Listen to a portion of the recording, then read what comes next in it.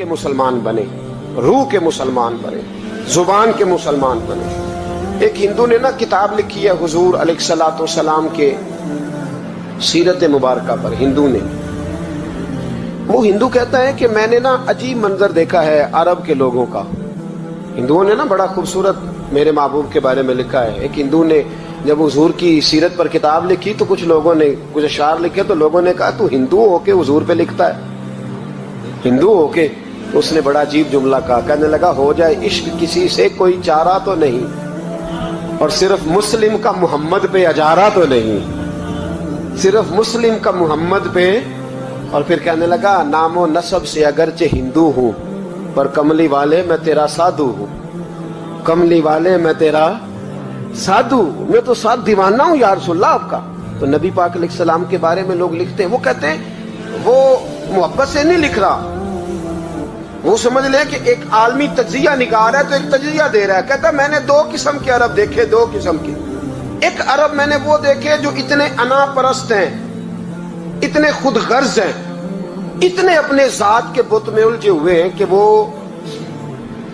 ایک حوض پہ اپنے گھوڑوں کو پانی پلانے گئے, 10 15 20 گھوڑوں کو پانی پلانے گئے ہیں. تو جھگڑا ہو گیا, پہلے میں نے پلانا ہے, میں بڑا چودھری ہوں. اس نے کہا نہیں میں تجھ سے بڑا ہوں, پہلے میں نے پلانا ہے. اس پہ جھگڑا ہوا. وہ غیر جانبدار تجزیہ نگار کہتا ہے اس پہ جھگڑا ہوا, لڑائی ہوئی, قتل ہوئے. اتنے قتل ہوئے کہ یہ قتل نسلوں تک چلے, نسلوں تک یہ قتل آگے بڑھے. وہ کہتا ہے ایک میں نے وہ عرب دیکھے.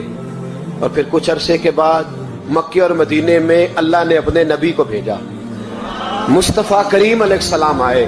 کہتا پھر انہی عربوں کا میں نے ایک اور رنگ بھی دیکھا, انہی عربوں کا میں نے ایک اور رنگ. وہ جو گھوڑے کو پانی پلانے پر لڑ رہے تھے, آج میں نے دیکھا کہ ایک جنگ کے موقع پر 3 صحابہ یا 7 صحابہ زخمی پڑے, زخموں سے چور ہیں. ایک آدمی پانی کا پیالہ لے کے آیا, ایک کو کہا پانی پی لو, زخمی ہو, شدید زخمی ہو, نزع کا عالم ہے, تھوڑی دیر میں ہو سکتا ہے شہادت نصیب ہو, پی لو.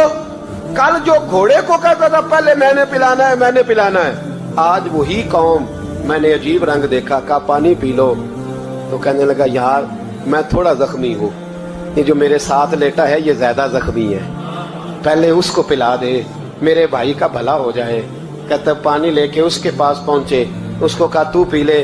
تو وہ کہنے لگا نہیں میں زخمی ضرور ہوں پر جوان ہوں, یہ میرے ساتھ جو صحابی لیٹے ہیں یہ زخمی بھی ہیں بوڑھے بھی ہیں, ان کو پہلے پلا.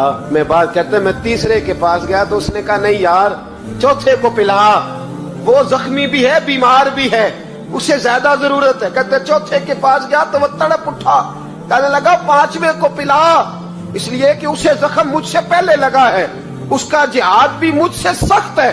کہتے اس کے پاس گیا تو کہنے لگا یار 6 کے پاس چلا جا, اس لیے کہ اس کا وقت مجھے زیادہ قریب لگ رہا ہے. کہتے میں 6 کے پاس گیا تو وہ بول اٹھا, کہنے لگا وہ 5 جس رسول کا کلمہ پڑھتے تھے میں بھی اسی محمد کا ماننے والا ہوں, تو مجھے نہ پلا 7ویں کو پلا. کہتے ہیں اس کے قریب گیا اور میں نے وہ منظر دیکھا کہ وہ کہنے لگا نہیں اگر وہ 6 قربانی دے سکتے ہیں تو میں نے بھی نبی پاک سے تربیت لی ہے, تو پہلے کے پاس جا. کہتے ہیں میں اس کے پاس جا کے کھڑا ہوا تو روح پرواز کر گئی. میں دوسرے کے پاس گیا تو کلمہ پڑھ کے شہادت کا جام پی گیا. میں تیسرے کے پاس گیا تو حوض کوثر تک وہ بھی پہنچ گیا. کہتے ہیں 7 کے 7 وصال کر گئے, پانی میرے ہاتھ میں تھا اور میں اس صحرا میں کھڑے ہو کے سوچ رہا تھا یہ وہ لوگ ہیں جنہوں نے دل کا کلمہ بھی پڑھا ہے, روح کا کلمہ بھی پڑھا ہے. یہ ان کا صرف وجود نہیں جھکتا رب رسول کی بارگاہ میں, جب یہ جھکتے ہیں تو ان کے دل بھی جھکے ہوئے ہوتے ہیں, ان کی روحیں بھی جھکی ہوئی ہوتی. حالات بدل گئے میرے بھائی. ایک زمانہ وہ تھا جب حضرت عمر فاروق کی لونڈی نے کلمہ پڑھا, ہاں حضرت عمر لونڈی نے کلمہ پڑھا تو حضرت عمر نے اسے الٹا لٹکا لیا, درے مارتے. بی بی کہتی عمر مجھے اتنا مارتے کہ مارتے مارتے تھک جاتے, پھر پانی منگاتے, پانی پی کے پھر مارتے. یہ وہی عمر ہے جو کہتے جو کلمہ پڑھے گا گردن کاٹ دوں گا. یہ وہی عمر ہے جو کوئی غریب مسکین قریب نہیں پھٹک سکتا تھا, لونڈی کو دروں سے مارتے. وہی عمر کلمہ پڑھ گئے. اور پہلے تو ایک قبیلے کے سردار تھے نا بھائی, پہلے ایک قبیلے کے سردار تھے, تو उल्टा लटका के मार। चाहिए था ना जब अमीरुल मोमिनीन बनते ज्यादा सख्त हो जाते और इनके अंदर सख्ती आती, पर अमीरुल मोमिनीन बन गए।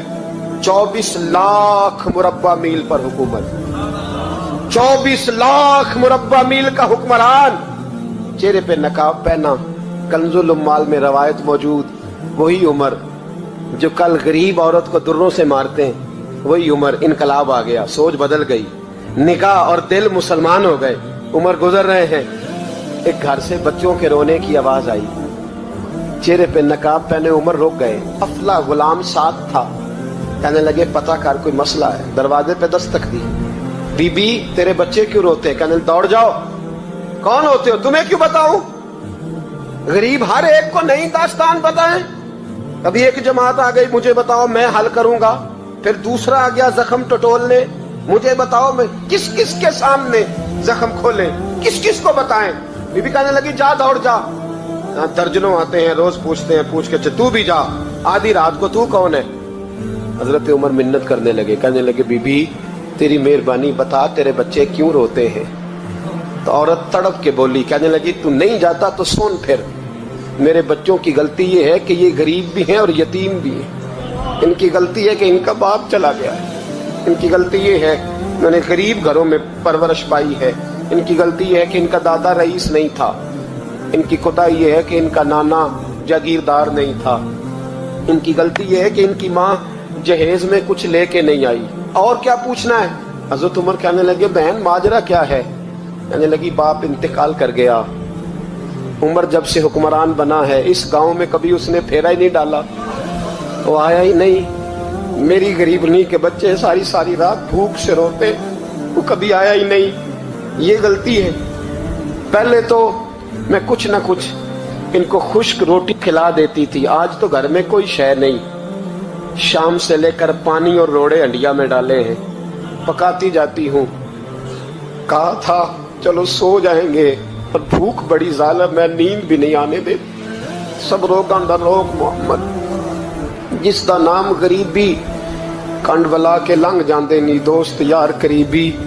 कब भूख बड़ी जालिम है, पेट भूखा हो तो ये भी नहीं आती। सोचती थी सोच अब तहज्जुद का वक्त है पर सोते नहीं। अब बताओ मैं क्या करूं? उमर तो 24 लाख मुरब्बा मील का हुक्मरान है, इस कच्ची बस्ती में कैसे फेरा डालेगा? हजरत उमर दौड़े गए।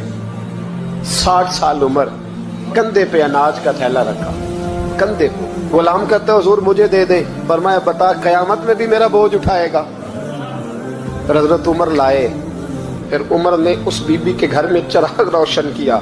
फिर बूढ़े उमर कहते मेरी बेटियां थी, मेरी बीवियां थी, मैंने खाना कभी नहीं पकाया था। मैंने उस बीबी से कहा बहन तू बैठ जा, तो बैठ गई। उमर कहते मैंने आग जलाई। आपके गुलाम कहते हैं जब उमर आग में फूंके मारते थे तो उनकी दाढ़ी से धुआं निकलता था। उमर ने आग जलाई। फिर फारूक कहते मैंने कभी रोटी नहीं पकाई थी, पर आज मैंने आटा भी गूंदा। 24 लाख मुरब्बा मील का हुक्मरान। और भाई जब तेरा दिल और नजर मुसलमान होती है तो फिर तू झूठे दावे नहीं करता, फिर दीन तेरे लफ्जों में, जुमलों में, तकरीरों में नहीं रहता। हजरत सैयदना उमर फारूक रज़ी अल्लाह ताला अन्हु आटा गूंथते, दाढ़ी सारी आटे से भर गई। फिर उमर फारूक रोटियां पकाते तो हाथ जलते। फिर सालन पकाया। फिर उमर ने दस्तरखान बिछाया। फिर वो छोटे छोटे बच्चों का उमर ने मुंह धुलाया। फिर फारूक आज़म रोटी के लुक में उनके मुंह में डालते और रोते, कहते बेटो उमर को पता नहीं चला कि तुम भूखे थे। बेटियों उमर को खबर नहीं थी। उमर से नाराज तो नहीं हो? छोटे छोटे बच्चे कहते हमें तो पता भी नहीं उमर कौन है, आप क्या बाप। फिर उनको उमर फारूक ने खिलाया। फिर फारूक आज़म शहर में बैठ गए, उनको हंसाते रहे। गुलाम कहते हुजूर अब क्या करते हो? फरमाया जो मेरी वजह से रोए थे उन्हें खुश ना करूं। फिर उस बीबी की तरफ मुतवज्जे हुए, कहने लगे अगर उमर नहीं आया तो आप ही खबर कर देती। तो बीबी कहने लगी ड्यूटी उमर की है खबर लेने की, मेरी नहीं है कि मैं जाके बताऊं। मैं क्यों बताऊं? हजरत उमर कहने लगे चल उमर को माफ कर दे। कहने लगी उसे क्या माफ करना है, मैं तो दुआ करती हूँ अल्लाह उसे हटा दे और आपको बना दे। मेरी दुआ है कि वो चला जाए आप आ जाएं, पर मैं अगर मैं बन जाऊं तो उमर को माफ कर दोगी? कहा हाँ कर दूंगी। हजरत उमर ने चेहरे से नकाब उतारा। फरमाया बीबी मैं उमर ही हूँ, तूने देखा नहीं था या तेरी दुआ मकबूल हो गई। वो बीबी कहने लगी आपके सामने इतनी जली कटी सुनाई। फरमाया बस एक वादा कर, अगर तूने उमर को यहाँ माफ कर दिया है तो वहां भी माफ कर देना। वहां भी सवाल, शर्त ये है तेरा दिल कितना मुसलमान है। हमारा ये हाल है, हम जुमलों के मुसलमान, लफ्जों के मुसलमान, हम अपने आप को खींच खांच के मस्जिद में ला के 2-4 रखते भी पढ़ ही लेते, पर दिलो निगाह अगर मुसलमान नहीं तो फिर कुछ भी नहीं। देखे ना कितने आला लफ्ज है हदीस में। नबी पाक ने फरमाया मैं उसे अपना मोमिन ही नहीं मानता। सहाबा कहते हैं पूछने लगे थे किसे, तो हुजूर ने दूसरा बार फिर कह दिया, फरमाया मैं अल्लाह की कसम उसे मोमिन नहीं मानता। तीसरा जुमला पूछने लगे तो हुजूर ने फिर बोल दिया, फरमाया मैं नहीं मोमिन मानता। हुजूर किसे? फरमाया जो खुद तो पेट भर के खाए और उसका पड़ोसी भूखा सो जाए। 3 दफा हुजूर ने कहा मैं मोमिन ही नहीं मानता। इतनी मर्जी तस्बीह पढ़े तो ना मर्जी रब रब कहे। तो मेरे भाई याद रखे, रहमतुल्लाह अलैह दरवेश थे दिल्ली के, बहुत सारे लोग मुरीद थे। एक बड़ा खिदमत गुजार मुरीद था, मजदूरी करता था, गरीब था, तो 6 बेटियां थी उसकी। हजरत साहब के पास रोज आके कहता हुजूर बच्चियों के लिए दुआ करें, अल्लाह कोई असबाब पैदा कर दे। एक बच्ची की शादी का खर्चा 1000 दिनार है और मैं गरीब हूं। हजरत साहब दुआ कर देते। खानका शरीफ के थोड़े ही फासले पर, हजरत जहां बैठ के मुरीदों की तरबियत करते थे, उससे थोड़ा ही फासले पर ना एक ईसाई रहता था, बड़ा मालदार था, बड़ी सारे ऊंट, गायें, भेड़, बकरियां रखी हुई थी और हजरत शरफुद्दीन रहमतुल्लाह अलैह की बड़ी मुखालफत करता था। और ये जो आपका गरीब मुरीद था ये उसका पड़ोसी था। एक दिन बुला के ना उनको कहने लगा कि तू किधर जाके जो है वो टकरे मार रहा है, वहां तुझे कुछ नहीं मिलने वाला। वो तुझे क्या देंगे जिनकी खानका खुद चंदे पे चलती है, मदरसा चंदे पे चलता है, मस्जिद चंदे पे चलती है। तेरी बेटी का मामला कहां हल होगा? तो उस दरवेश ने कहा कि तू मेरे पीर को नहीं जानता, तू अजय मेरा महबूब नहीं डिठा, तो पता नहीं ना, तू इस रास्ते का मुसाफिर नहीं, तू नहीं जानता। उनका बस चले ना तो वो हर कीमत में मेरी बेटियों की शादी करा दे। अब वो ईसाई था, कहने लगा अच्छा चलो ठीक है, अगर इतनी बात है ना तो जाओ उनसे जाके कह दो कि 6 साल के लिए मेरे साथ मुआहदा कर ले, तो मेरे जानवरों को चारा डाल दिया करे, 6 साल ड्यूटी करे, मैं 6000 दिनार दे देता हूं। वो मेरे साथ 6 साल मेरे जानवरों को चारा डाले रखते हैं ना, अब चारा डालने के लिए एडवांस पैसे दे के। अब तो लोग उन्हें भी गुलाम ही बना लेते हैं, बड़ी थोड़ी तनख्वाह देते हैं, जुल्म करते हैं, पूरा मुआवजा नहीं देते। हजरत शेख शरफुद्दीन के बारे में वो कहने लगा जो अपने पीर से जाके कह के मेरे जानवरों को 6 साल चारा डाले, मैं 6000 दे देता हूं, तू जो कहता है हर कीमत पे जाने को तैयार है। उसने जब ये बात की तो मुरीद ने नाराज हो गया, वो लड़ाई हो गई, गिरबान पकड़ लिया, झगड़ा हुआ, बात बड़ी दूर गई। इस तरह की बात करता मेरे हजरत के बारे में, तेरे जैसे कई मैं वहां काम पे रखा दूं। जब वो बड़ी बहस हुई, बात मोहल्ले में, इलाके में फैल गई, दुनिया ने सुन ली तो शेख शरफुद्दीन तक भी पहुंच गई। इस तरह झगड़ा हुआ है। लोग सो गए इशा की नमाज के बाद। हजरत साहब ने ना सर पे कपड़ा लिया, उस ईसाई के दरवाजे पे दस्तक दी, वो बाहर आया, फरमाने लगे लोग तो सोच समझ के मुलाजम रखते हैं, तूने भी तो सोच ही लिया होगा तभी तो मुझे ऑफर की है, तू अपनी ऑफर पे कायम है, वाकई मुझे रख लेगा और 6000 दिनार दे देगा?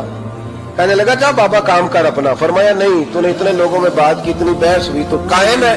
कहने लगा मैं तो कायम हूं पर आपने नहीं कायम रहना। फरमाया मैं सोच समझ के आया। उसने कहा आप ड्यूटी करेंगे, भैंसों को चारा डालेंगे? फरमाया एक शर्त, बस जब अजान हो जाए ना तो मुझे रब की नमाज पढ़ने की इजाजत दे देना, बाकी सुबह शाम जो तू कहेगा। अगर उस गरीब की बेटियां ब्याही जाए तो मुझे और क्या चाहिए? उसकी 6 बेटियों का बोझ है उसके सर पे, तू मुझे रख ले। अल्लाह अकबर। वो कहने लगा चले पे मेरे साथ खते बंदगी कर ले। आजकल हम स्टाम्प करते हैं, उस जमाने में खते बंदगी होता था, गुलामी का खत काजी शहर के पास, यानी उसका ख्याल था कि चलो वो स्टाम्प की बात करूंगा तो भाग जाएंगे। फरमाया चल मैं तैयार हूं। काजी तक गए, तय हो गया, 6000 दिनार दे दिए। हजरत ने मुरीद को बुलाया, फरमाया पुत्र ये ले जा मेरी बेटियों को रवाना कर दे। कहने लगा हुजूर ये क्या कर रहे हो आप, कुछ सोचे? फरमाया यार जब तुझे बेटा बना लिया तो फिर मेरी पोतियां तो लगती हैं ना, मेरा हक तो बनता है ना, जा जाके ड्यूटी कर, उनको ब्याह दे।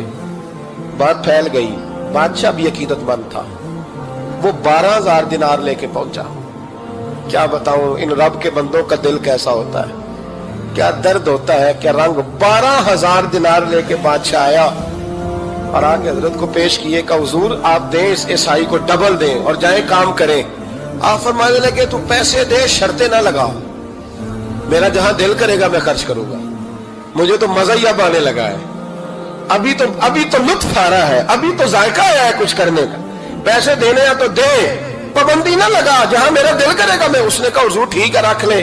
حضرت نے فجر مسجد میں پڑھی، جیب میں 12,000 دینار تھے، اعلان فرمایا بھی کسی اور کی بیٹی بھی بیٹھی ہے تو پیسے میرے پاس ہے۔ وہ 12,000 دینار بھی بانٹ دیا، اور 12,000 دینار بانٹ کے نہ تو پھر چلے گئے کھیت میں چارہ کاٹنے۔ اس عیسائی کو کسی نے بتلایا کہ ان کے پاس تو 12,000 آیا ہے پر تجھ سے جان نہیں چھڑائی انہوں نے، کہ وعدہ یہ ہوا تھا کہ 6 دیں گے تو جائیں گے، جب تک دیں گے نہیں تیرے گھر میں کام کریں گے۔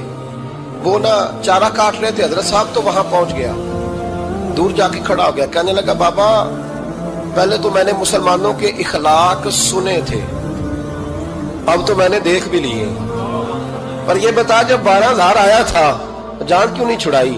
تو حضرت چارہ کاٹتے کاٹتے رو پڑے، فرمانے لگے تو نہیں نہ جانتا یہ بیٹیاں سانجھی ہوتی ہیں، پتہ نہیں نا، میرے رسول پاک نے تو حاتم تائی کی بیٹی کے سر پہ کپڑا رکھ کے کہا تھا بیٹیاں برابر ہوتی ہیں، تو یہ نہیں پتا جب اس کی 6 بیٹیوں کی شادی ہوئی ہے میرے اندر روحانیت کتنی بڑی ہے۔ فرمایا پھر 12,000 آیا ہے تو 2-4 بچیاں پھر گئی ہیں، تو یہ نہیں پتا میں اندر سے راضی کتنا ہوں، میں تیری نوکری کرتا رہوں گا، پتہ نہیں اللہ کتنی بیٹیوں کو بیاہ دے گا۔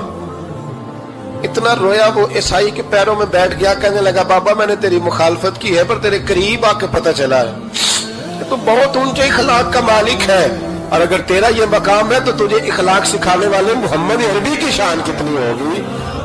ظالم کی بولیے جاتے نہیں لوگ جھوٹے گواہ بن کے، وکیل صاحب کو نہیں پتا ہوتا کہ یہ بندہ مجرم ہے جو میرے پاس آیا، کیا مجرموں کے وکیل نہیں ہوتے؟ بولے تو اس کو پتہ نہیں ہوتا وکیل صاحب کو کہ یہ صاحب مجرم ہے، میرے پاس مقدمہ لے کے آئے، اور اگر بے ادبی نہ ہو جائے تو میرا خیال ہے قاضی عدالت کو بھی پتہ ہوتا ہے کہ مجرم کون ہے اور مظلوم۔ میرے نبی پاک صلی اللہ علیہ وسلم نے اس قدر زیادہ سختی فرمائی اس مسئلے میں، فرمایا جس کو پتا تھا کہ فلاں آدمی ظالم ہے، ظلم کر رہا، پھر وہ ظالم کا گواہ بنا یا اس نے ظالم کی مدد کی، کتنی کی؟ شارحین لکھتے ہیں چاہے اس نے ایک جملہ بول کے کی، چاہے ایک، سارے بولیے، چاہے ایک غریب کو اس نے ظلم کیا تو کہتے ہیں علاج یہ سی، چاہے ایک جملہ بول کے کی، شارحین اس حدیث کی شرح میں لکھتے ہیں ایک جملہ بول کے چاہے مدد کی، جس بندے نے کسی ظالم کی مدد کی کسی مقدمے میں یا کسی صورت میں اور اسے پتا تھا یہ ظالم ہے، میرے نبی پاک صلی اللہ تعالیٰ علیہ وسلم فرماتے ہیں اگر اس نے مدد کی، ابھی ظالم کی بات نہیں ہو رہی، ظالم کے مددگار کی بات ہو رہی، اگر کسی نے ظالم کی مدد کی تو حضور فرماتے ہیں خدا بھی اس سے بری و ذمہ ہے، رسول بھی اس سے بری و ذمہ ہے۔ سنبھال کے رکھے اپنی نمازیں، قربانیاں، حج، زکوٰۃ سنبھال کے رکھے۔ اگر ظالموں کا مددگار ہے، الیکشن آ لینے دے، آپ کو نظر آ جائے گا کون کون ظالموں کا مددگار ہے، نظر آ جائے گا، اپنی جیب سے لوگ پیسے دے کے ظالموں کی مدد کریں گے، ان کے فلیکس چھپوائیں گے، بورڈ لگوائیں گے، جیبوں سے پیسے دیں گے۔ ہم نے خود آگ لگائی ہے چمن میں اپنے، بے سبب گردشی ایام کو الزام نہ دو، ہم نے خود نور کا ظلمت سے کیا ہے سودا، کر کے توہین سحر شام کو الزام نہ دو۔ ظالموں کے مددگار میدان میں آ گئے، یہ چھوٹا لفظ نہیں، میرے حبیب پاک صلی اللہ علیہ وسلم نے فرمایا جو ظالم کا مددگار ہے سن لے جو سجن کے ساتھ کچہری جاتا ہے، وہ یاد رکھے جو دوست کا گواہ بنتا ہے، وہ یاد رکھے جو کہتا ہے میں مانگی گیا تھا، مجھے بلایا گیا تھا قبضہ چھڑانے کے لیے کسی غریب بیوہ کی جائیداد پہ، وہ سن لے تو مدد کر کے نہیں آیا، تو خدا کے ذمے سے نکل گیا ہے۔ رسول پاک نے فرمایا تیرا میرا تعلق ختم ہو گیا، تو ظالم کا مددگار ہو گیا، پھر تو کہتا میں بے چین ہوں، میں بے قرار ہوں، میں آزمائش کا شکار ہوں، پلٹ کے دیکھ تو صحیح تیرا گناہ کتنا بڑا ہے۔ میرے نبی پاک صلی اللہ علیہ وسلم کا ایک اور فرمان سننے، ابن ماجہ ابو داؤد میں موجود ہے، اس حدیث کو آپ نے یاد کر لینا، کر لیں گے انشاءاللہ، سارے کہیے انشاءاللہ کر لیں گے یاد۔ حضور صلی اللہ علیہ وسلم نے فرمایا اگر تو ظالم کی مدد کرے گا نا، یہ لفظ دل کی تختی پہ لکھ لینا، یہ مکافات عمل ہے، مکافات عمل دنیا، ادھر کرو گے تو ادھر بھرو گے۔ فرمایا اگر تو کسی ظالم کی مدد کرے گا، سن لے حضور کا فرمان ہے، اگر تو ابن ماجہ ابو داؤد صحاح میں موجود ہے، فرمایا اگر تو کسی ظالم کی مدد کرے گا تو رب تعالیٰ مرنے سے پہلے پہلے تیرے اوپر بھی ظالم کو مسلط کر دے گا، تیرے اوپر بھی ایک دفعہ ظلم ضرور ہوگا اگر تو ظالم کی، وہ کسی صورت میں بھی ہو سکتا ہے، کسی صورت میں تیرا بیٹا ہی اٹھ کے ظلم کر دے گا، تو الجھ جائے گا، کسی نہ کسی جگہ تیرے لیے تباہی کا سامان ہوگا، تیرے اوپر ظلم ہوگا، اس لیے کہ تو ظالموں کا مددگار ہے۔ چاہیے یہ تھا کہ تو مظلوم کی مدد کرتا، انسانی ایمانی یقین کا فریضہ سر انجام دیتا، تو ظالموں کا مددگار ہو گیا۔ ٹٹول کے دیکھ لیں، رزلٹ نکال کے دیکھ لیں، ہمارے زمانے میں ظالموں کے مددگار زیادہ ہیں، اتنی لمبی زبانیں نکال کے ظالموں کی مدد کرتے ہیں، بڑے بڑے کالم نویس اللہ نے انہیں قدرت دی لکھنے کی، تو اپنا قلم ظالموں کی مدد میں خرچ کرتے ہیں۔ وہ لوگ جن کو اللہ تبارک و تعالیٰ نے قدرت دی، ہمت دی، طاقت دی، کچھ لوگ ان کے حلقہ احباب میں وہ اپنے لوگوں کو استعمال کر کے ظالموں کی مدد کرتے ہیں، ظالموں کی مدد کرتے ہیں۔ میرے نبی کریم سید عالم نور مجسم صلی اللہ علیہ وسلم نے فرمایا اگر تو نے ظالم کی مدد کی تو جب تک تو توبہ نہیں کرے گا رب تجھ سے ناراض ہی رہے گا، اللہ تجھ سے، او بھائی جس سے رب بھی ناراض ہو گیا، نہ کھانا نہ پینا نہ سونا نہ جاگنا نہ نیند، پھر تیری ہر چیز تیرے لیے آزمائش ہو گئی، پھر تیرا سایہ بھی تیرے لیے خوف کا سامان بنے گا، پھر زندگی جیتی جاگتی لاش بن جائے گی، تو اپنے کندھوں پر اپنی میت اٹھائے پھرے گا جب تو ظالم کا مددگار ہوگا۔ اور نبی پاک صلی اللہ علیہ وسلم نے فرمایا ظالموں کا مددگار بھی ظالم ہوتا ہے، ظالموں کا مددگار بھی، سارے بولے ظالموں کا مددگار بھی، نہیں کو نہیں، آپ سارے نہیں بولے، ایک دفعہ بولے ظالموں کا مددگار بھی، پکی بات ہے، ظالموں کا مددگار بھی۔ اللہ جس کا یارانہ ہو، جس کا دوستانہ ہو، جو کہے میں نے نا اس کو اوکھے ویلے کے لیے ظالم کو یاد رکھا ہوا ہے، کبھی مشکل پر رکھے نہیں ہوئے لوگوں نے ظالم دوست، کہتے میں نے رکھے ہوئے ہیں، بلکہ ہمارے دیہات میں تو کہتے ہیں میں نے بازو بنائے ہوئے۔ کس کو بازو بنا لیا؟ ظالم بھی کبھی بازو ہوتا ہے، جو ظلم کی تلوار لیے میدان میں کھڑا ہے۔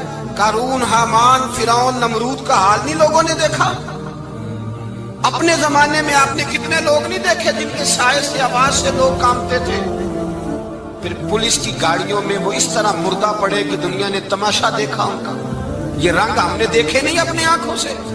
فرمایا ظالم کا مددگار بھی، جو کار میں بٹھا کے لے کے گیا وہ بھی ظالم، جس نے چائے پلائی وہ بھی، جس شخص نے کھانا کھلایا وہ بھی، جو کچہری تک ساتھ گیا وہ بھی، جس نے فلیکس کے نیچے، بڑے شرابی کے نیچے چھوٹی اپنی فوٹو لگائی وہ بھی، جو ووٹ کی پرچی ڈالنے گیا وہ بھی۔ کہہ دینا باہر نکل کے کہ حضرت صاحب نے سیاسی تقریر کی ہے، کہہ دینا، پر بات تو سچی ہے نا۔ خو کرے ہم تو سے تھوڑا سا گلا بھی سن لے، خو کرے ہم تو سے تھوڑا سا بھی گلا۔ امام مالک کے پاس ایک بندہ آیا، اس نے کہا حضور میں درزی ہوں، ایک ظالم بادشاہ مجھ سے کپڑے سلواتا ہے، میں تو ظالموں کا مددگار نہیں نا۔ ایک ظالم بادشاہ مجھ سے، حضور میں تو مددگار نہیں نا ظالموں کا، جو فرمایا ظالموں کا مددگار بھی ظالم ہوتا ہے، تو کپڑے لے کے آتا ہے میں سی کے دے دیتا ہوں، ذمہ داری نہیں سمجھے۔ یہ ایک آدمی دکاندار ہے، اس سے کوئی بندہ چیز خریدنے آئے گا تو تھوڑی کہے گا میں نے نہیں دینی، تو دے گا۔ کوئی بندہ اگر کسی شخص سے کوئی کام کہتا ہے جو اس کی فیلڈ ہے، اس کا شعبہ ہے، اس کا معاش کا وہ سلسلہ ہے، کہتے ہیں یا رسول اللہ صلی اللہ علیہ وسلم ظالموں کا مددگار بھی ظالم، حضور نے فرما دیا۔ تو امام مالک سے بندے نے مسئلہ پوچھا، دل کی تختی پہ لکھنے والی باتیں ہیں، کہا حضور میں درزی ہوں، ظالم کپڑے سلواتے ہیں، میں تو مددگار نہیں نا۔ امام صاحب کہنے لگے نہیں، مددگار تو وہ ہوگا جو تجھے سوئی دھاگا فراہم کرے گا، تو پورے کپڑے سی کے دیتا ہے، تو خود بہت بڑا ظالم ہے، تو پورے سوٹ سی کے دیتا ہے، تو بہت بڑا ظالم خود ہے۔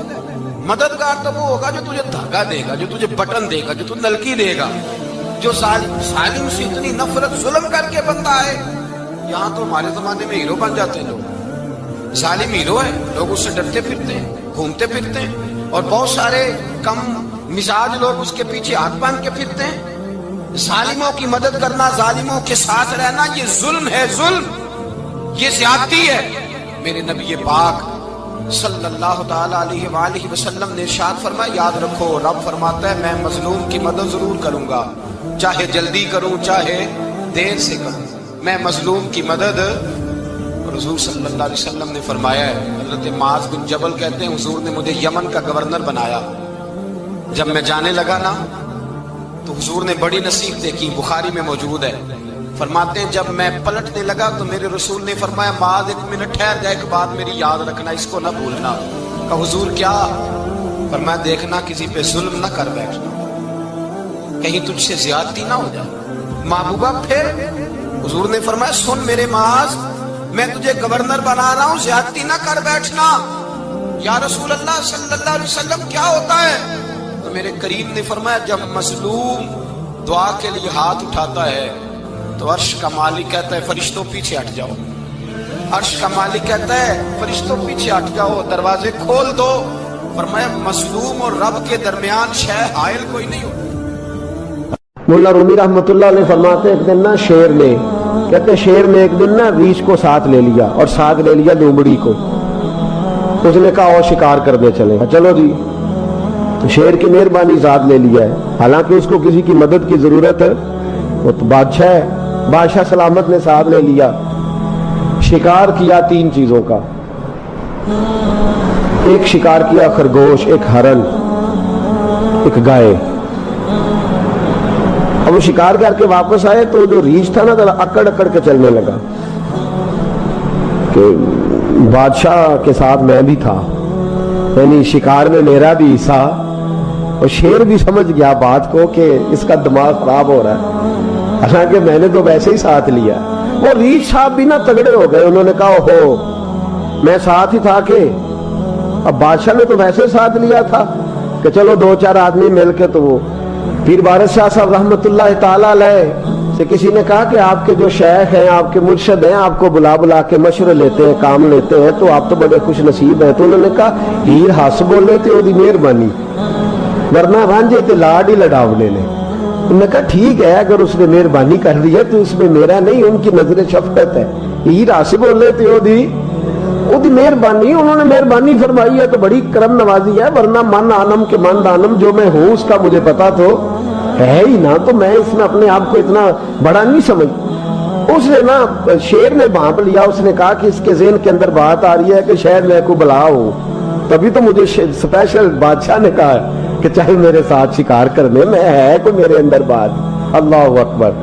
اس نے نا آ گئے بیٹھ گئے، تو اس نے کہا اس سے بادشاہ نے کہ کیا کرنا ہے، اب شکار تو ہو گیا ہے، تو اس کے اندر تو سودا سمایا ہوا تھا نا، اس نے کہا جی کرنا کیا ہے، بانٹ کے کھانا چاہیے، بانٹ کے کھانا چاہیے۔ اس کو بڑا غصہ آیا، اس نے کہا اچھا تو مجھے کمزور سمجھتا ہے، میں جو چاہتا تھا کر سکتا تھا، میں نے تو عذرائے محبت تجھے عزت دی ساتھ لے لی یار، تو بن کے ہی بیٹھ گیا ہے۔ اس نے کہا اچھا بانٹ کے کھانا چاہیے، کہا بالکل، کہا چلو بانٹو، پھر کیسے بانٹنا ہے؟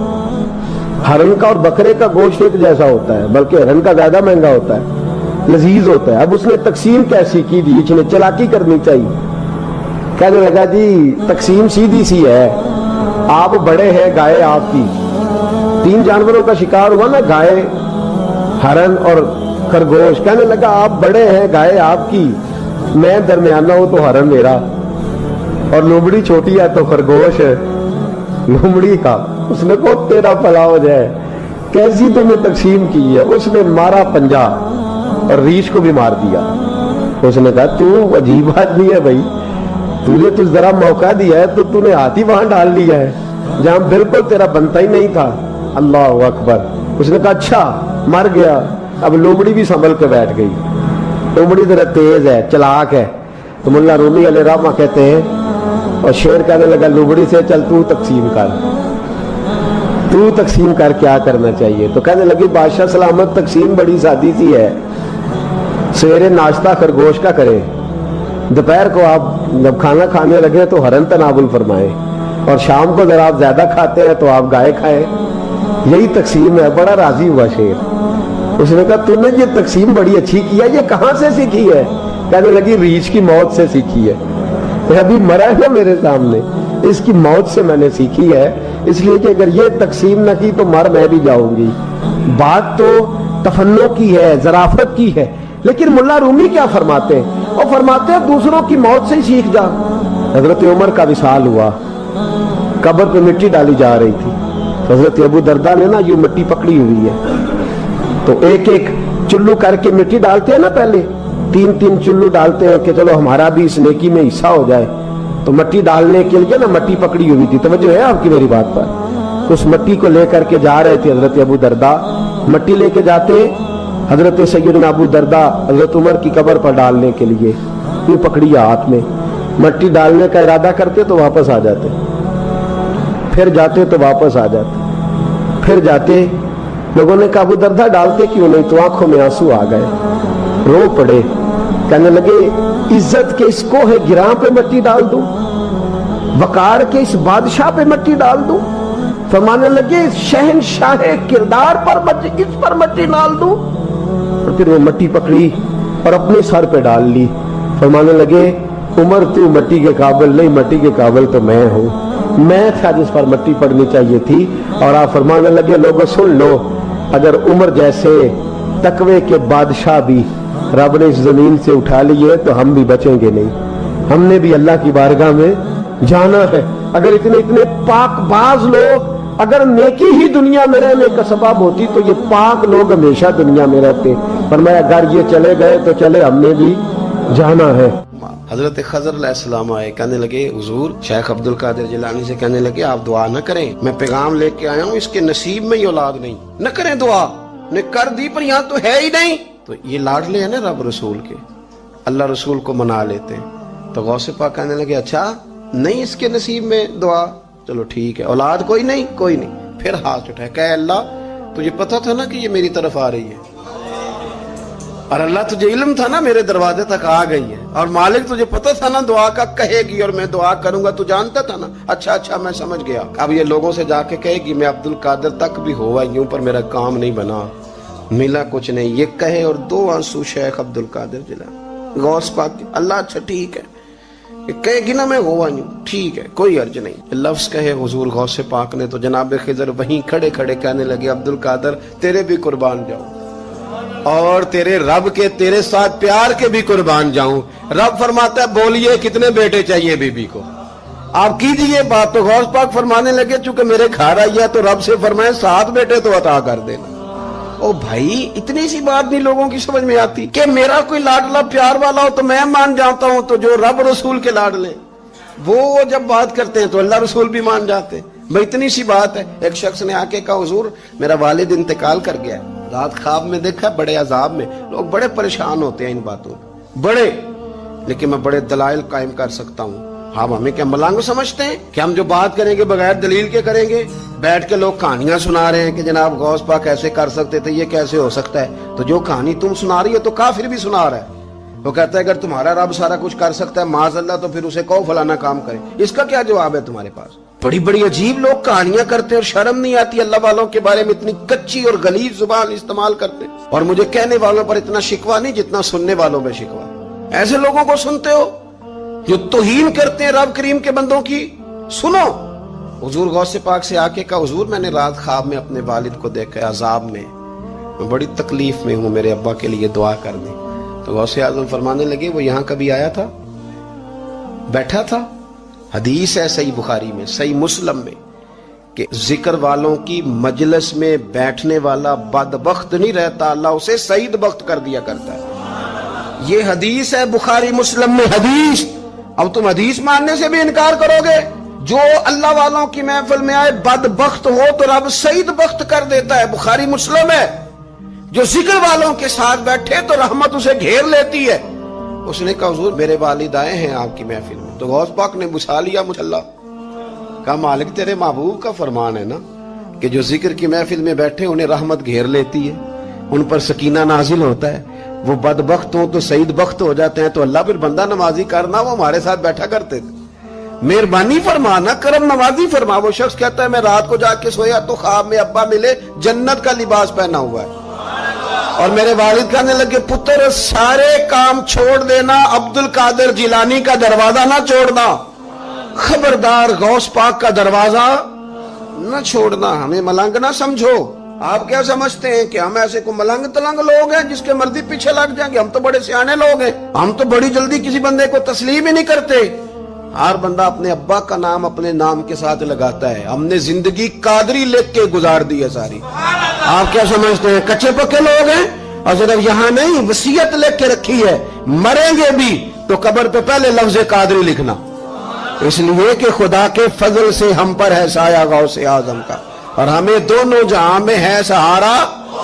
اور بڑی تحقیق کے ساتھ اور بڑی ریسرچ کے ساتھ اور بڑے سیانے بن کے، لیکن جس دن کا مان لیا ہے پھر بالکل ہی مان لیا ہے، پھر بالکل ہی مان لیا۔ آپ یقین کریں مجھے مزہ آتا ہے جب مجھے کوئی کہتا ہے قادری صاحب، بڑا مزہ آتا ہے، بڑا سرور آتا ہے۔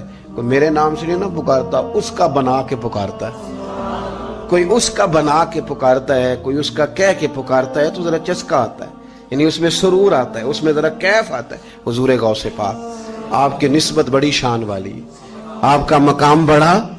حضرت مولانا جمیل الرحمان قادری اعلیٰ حضرت کے مرید ہیں، وہ فرمایا کرتے تھے خدا کے فضل سے ہم پر ہے سایہ غوث، ہمیں دونوں جہاں میں ہے سہارا۔ اور قادری کہتے ہیں غوث پاک سے پیار کرنے والے کو، جو بھی پیار کرے وہی قادری ہے۔ تو خدا کے فضل سے ہم پر ہے سایہ، ہمیں دونوں جہاں میں ہے سہارا، خدا دے گا منادی حشر میں یہ قادریوں کو، کہاں ہے قادری کر لے نظارہ غوث اعظم، کہاں ہے قادری کر لے نظارہ۔ اور پھر فرماتے ہیں جمیل قادری 100 جان سے ہو قربان مرشد پر، اپنے شیخ کی بات کرتے ہیں، جمیل قادری 100 جان سے ہو قربان مرشد پر، بنایا جس نے مجھ جیسے کو بندہ غوث اعظم کا۔ یہ غوث اعظم واحد صوفیاء کی جماعت میں امام ہستی ہیں کہ کوئی کسی بھی سلسلے سے تعلق رکھے، وہ نقشبندی ہے، وہ چشتی ہے، وہ سہروردی ہے، آج آپ کو سارے 11ویں دیتے نظر آئیں گے۔ اس لیے کہ غوث اعظم رضی اللہ تعالیٰ عنہ کے فیض جب برسا ہے تو می بن کے ہی برسا ہے، اور ہر جگہ ہی برسا ہے، ہر جگہ ہی برسا ہے۔ تو بجائے اس کے کہ